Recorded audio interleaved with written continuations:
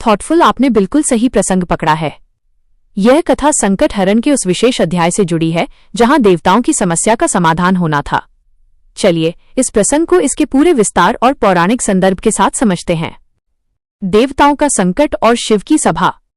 एक समय की बात है, स्वर्गलोक पर असुरों का आतंक बढ़ गया था। देवता अत्यंत भयभीत और असहाय होकर भगवान शिव की शरण में कैलाश पहुंचे। उन्होंने महादेव से प्रार्थना की कि प्रभु, कोई ऐसा रक्षक नियुक्त करे जो हमारे विघ्नों को हर ले और असुरों का नाश करे। भगवान शिव ने अपने दोनों पुत्रों कार्तिकेय, स्कंद और गणेश की ओर देखा। दोनों ही पराक्रमी थे और दोनों ने देवताओं की सहायता करने की इच्छा जताई।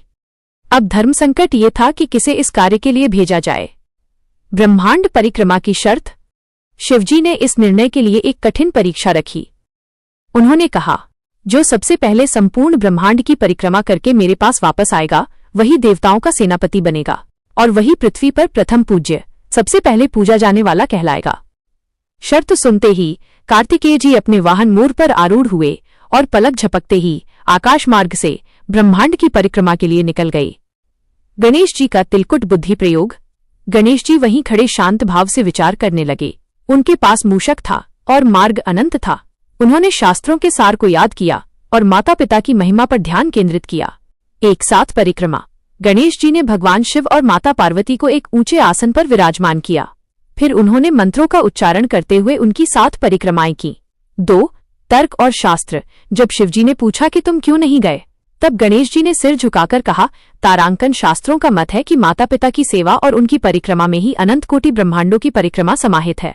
माता पृथ्वी का स्वरूप हैं और पिता आकाश परम ब्रह्म हैं। उनसे परे कुछ भी नहीं।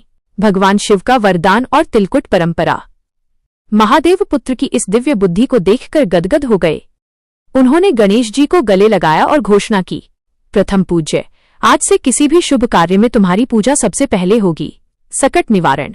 चूंकि तुमने देवताओं का संकट दूर करने के लिए अपनी बुद्धि से ब्रह्मांड जीता है, इसलिए आज का दिन माघ चतुर्थी सकट चौथ कहलाएगा।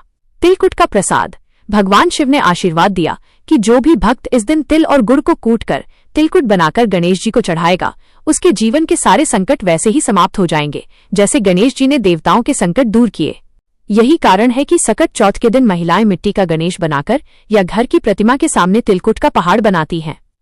ये तिलकुट का पहाड़ उस ब्रह्मांड और विघ्नों का प्रतीक है जिसे गणेश जी की कृपा से पार किया जाता है।